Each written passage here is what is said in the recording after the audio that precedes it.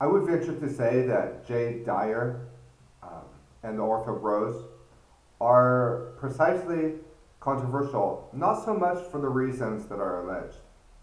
There are people within Orthodoxy, a lot of them priests, that simply do not agree with Jay Dyer's take on geopolitics. And so they'll use whatever they can to discredit him. But does anyone really think that Jay Dyer would be so controversial were he not to have taken the position he has with respect to the Russia and Ukraine conflict? And certainly he's done a lot of academic work that is that a lot of people don't know about. His books on movies and his works on symbolism. I actually interviewed Chris Milligan, his publisher. So know that he's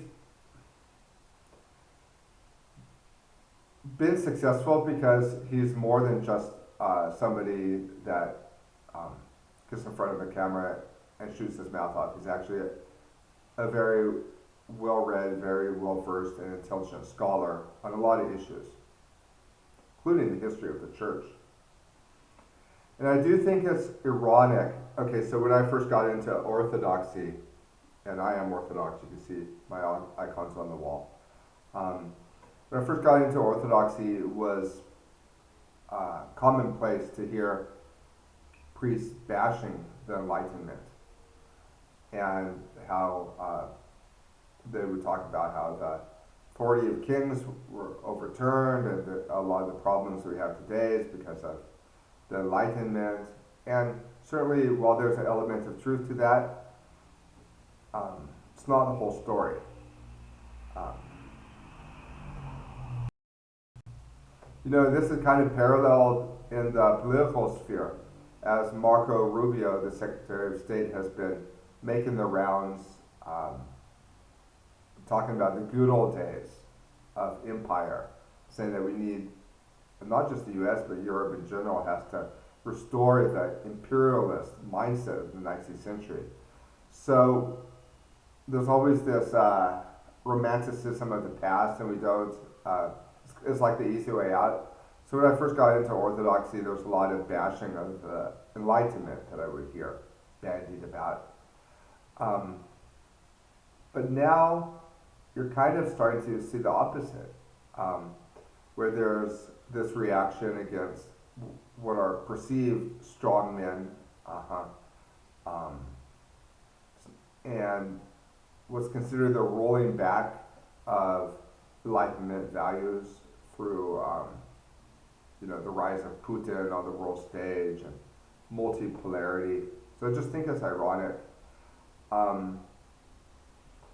And it's so one-sided because I saw this slogan the other day, no decisions about Ukraine without Ukraine. So like this idea that Russia and the United States shouldn't be negotiating about Ukraine without Ukraine, like we saw in the Alaska summit earlier this year.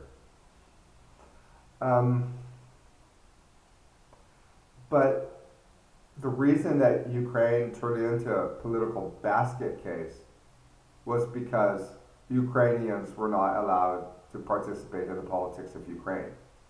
That's something you never hear within Orthodoxy by these boomer priests that appear to suffer from Putin Derangement Syndrome. They never talk about how politics became illegal after the 2014 coup. Now I'm told that in the post-coup elections that Ukraine had, people that lived in the Donbass, they could travel outside the Donbass and vote. I don't know if I believe that but even if they could vote, even if the people theoretically that Ukraine is still considered part of Ukraine, even if theoretically they could vote, since all the neutral politicians, they were never considered pro-Russian politicians, they were considered neutral with respect to Russia. since all of them by that time had either been killed or put in jail or had their political parties banned from participating. It's the same thing as just a disfranchising. So, okay, you want a country that's where Kiev rules over the provinces?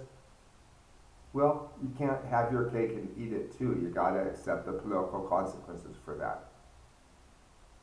My theory about political violence is when you deny the political option, that's when political violence breaks out. Because if you can't influence your country's politics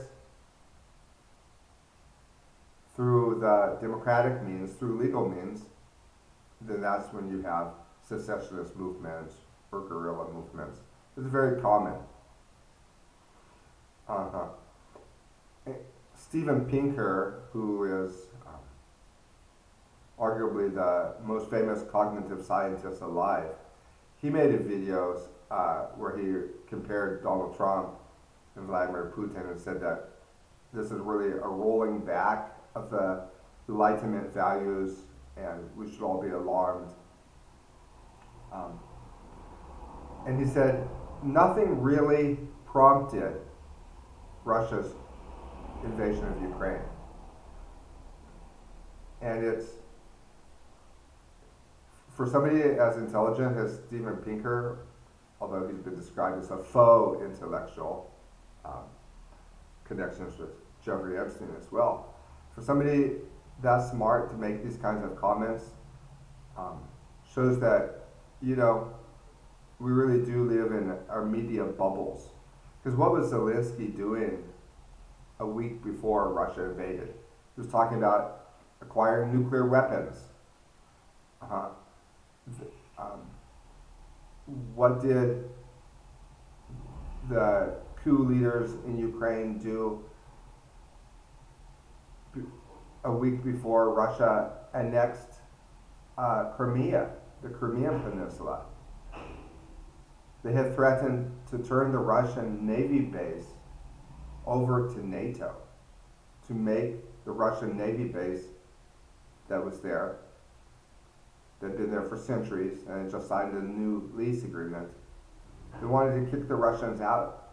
We were never told this in all the Western press about the annexation of Crimea. In fact, ever since the coup in Ukraine, we have not been allowed to know the horrors of post-coup Ukraine. That's why so many Americans, including boomer priests, blindly accept the Fed slop narrative about this war.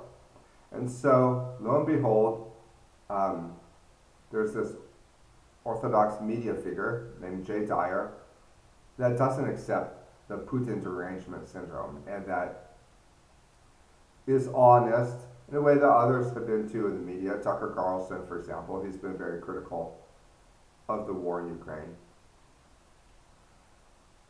And I would venture to say that is why Jay Dyer is so controversial. If it weren't for his geopolitical views, if he were up there on YouTube every day criticizing Vladimir Putin, well, he wouldn't be so controversial. So, and the Orthodox bishops and those who have, the Orthodox journalists that have controlled the journals, they've certainly issued their fair share of statements condemning Russia for their special military operation. And there's even been attempts, I don't know how successful they've been because I'm in Ecuador, I'm outside the loop, but there's certainly been attempts to cut relations at like St. Vladimir's Theological Seminary. There's been petitions circulated to excommunicate the Patriarch of Moscow. And one of the criticisms you always hear is that there's this merging of church and state to an extreme level, which is supposedly a heresy. But how Orthodoxy has developed in the United States, really since the rise of the jurisdiction of the Orthodox Church in America, arguably has been even more of a merger of church and state, starting with Cold War policy and continuing. I mean, a lot of this has to do with the fact that a lot of the leadership in the OCA is coming from Protestant backgrounds. They're converts from Protestantism, the most conservative, politically conservative demographic in the United States. And let's face it, boomer pastors are the least likely to look outside the box when it comes to things like geopolitics. And I don't really know the mood in the room within Orthodoxy in the United States because I've been living abroad for so many years. But I do try to keep in touch with what's written in magazines like the American Conservative, and I'm referring to a statement that the bishops of the Orthodox Church in America released a couple days after the start of Russia's special military operation, where they parrot the Washington line, nothing about the context of how this has developed, nothing about the rights of Ukrainians, but the Russian-speaking Ukrainians, nothing about there's silence for 7 years about the plight of the Ukrainians and the closing down of Orthodox churches in Ukraine, the persecution of Christians in Ukraine. They're fine with that because at the end of the day, they don't look past the tip of their nose. And they don't consider their own political views to have also reached the threshold of heresy for mixing with the United States government. Now, there's a part of this that I actually admire. So I'm not accusing anybody of heresy. I'm saying by their own standard, suggesting that the Patriarch of Moscow, for example, is guilty of merging church and state to an extreme degree. We could use that same metric and apply it to what's really just taken for granted in the United States.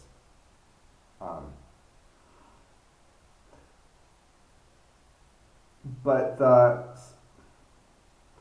the way the United States, the way Orthodoxy has developed within the United States, it kind of works for the United States because they have wanted to stay detached from politics in a general way.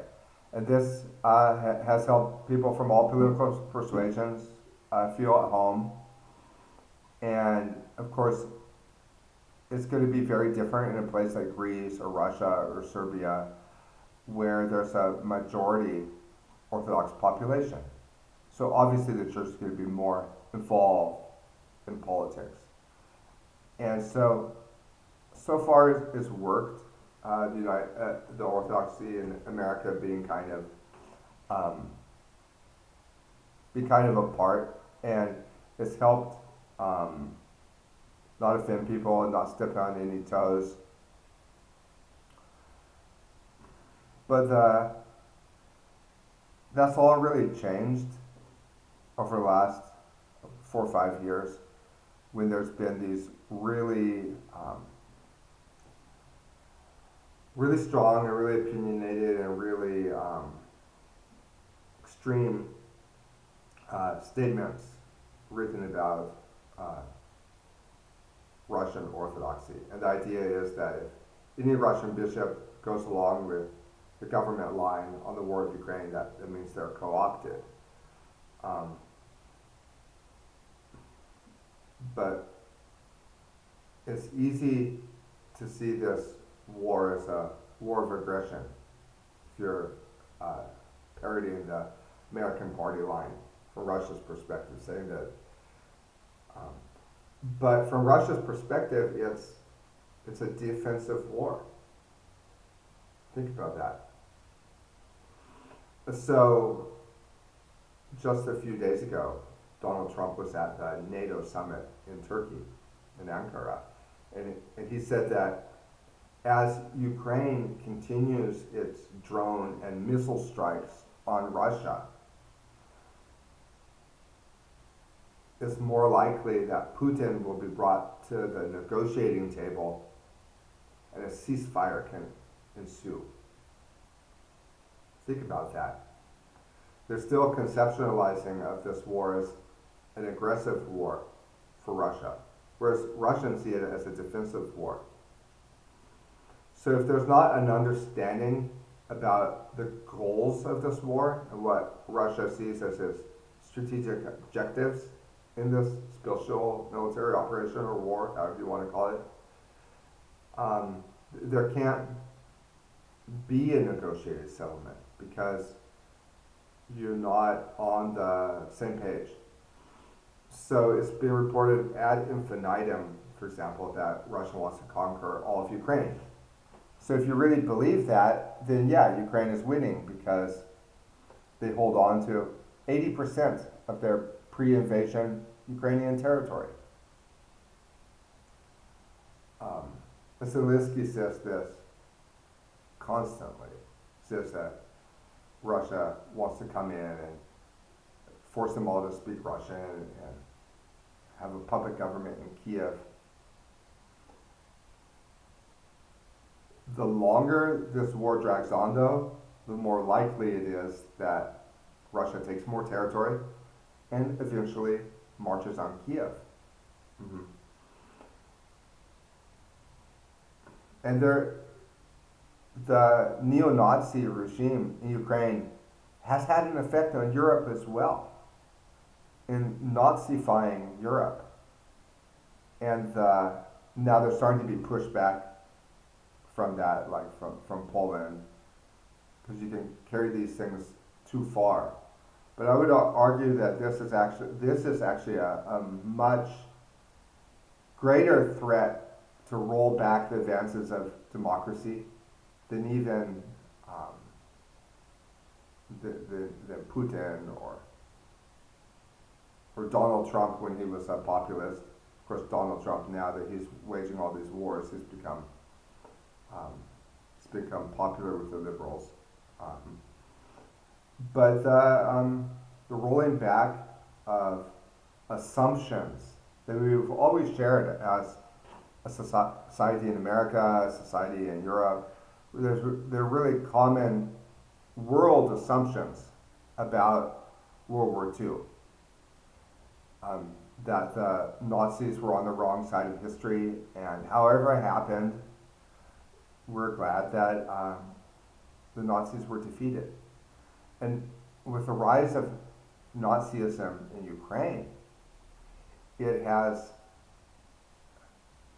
it's chipped away to a substantial extent in Europe on core assumptions that Europeans have had since the end of World War II.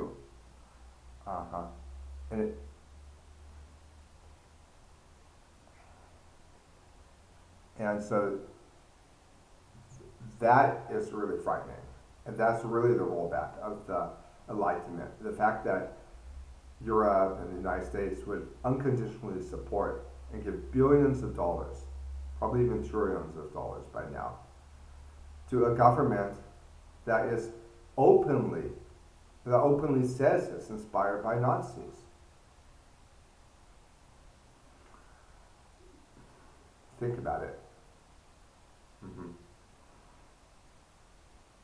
But this weird kind of intellectual justification for Zelensky, for Ukraine, is crumbling amongst young people in the United States because of the rise of podcasters. Even podcasters like Lex Friedman and Joe Rogan, who are very neutral in their approach. the whole narrative about Ukraine, as with the narrative about Israel, is crumbling. But there's still holdouts in the boomer generation whose their minds really seem to have been formed.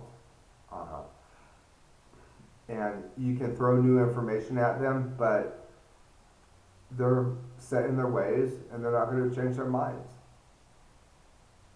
Even if they do have factoids here or snippets of information there that contradict the official account, the conclusions that Putin bad, Ukraine good, United States government good, is so formed that they can't think outside the box. So that's the real reason that Jay Dyer has come under attack, I think, because of his stance on geopolitics. And probably also because of his stance on 9/11 and his association with the September 11th truth movement. Because that's really going against, it's really making people uncomfortable. I mean, the Orthodox Church in America, they would never allow a theologian or a writer or Orthodox religious journalist to become center stage who question the truth about 9/11. So I think a lot of the irrational criticism against Jay Dyer and the Orthobros movement has more to do with politics than it actually does to do with religion. I guess Jay Dyer, he goes to a Serbian church, but his views and his media uptake, they're very talked about right now in the orthosphere and within Orthodoxy online. So I just want to throw that out. I know I've tended to ramble and I've gone on a bit, but I would venture to say that Jay Dyer, the real reason that they want to shut him down, like Ancient Faith Radio and these other Orthodox media networks, the real reason they want to shut him down is because of his geopolitical views and his views about events like September 11th and his exposure of things like the Vatican Bank and Operation Gladio, because there's an unwritten rule in the United States that you're not allowed to talk about false flag terrorism. You're not allowed to talk about the reality of false flag terrorism. And if you accept that the United States government carried out the 9/11 attacks, then everything changes about our theories about civic engagement and our theories about church and state and our theories about what kind of a society we live in currently in the United States and its relationship to the Enlightenment, its relationship to classic fascism, etc., etc. So that's my 2 cents. Take it or leave it.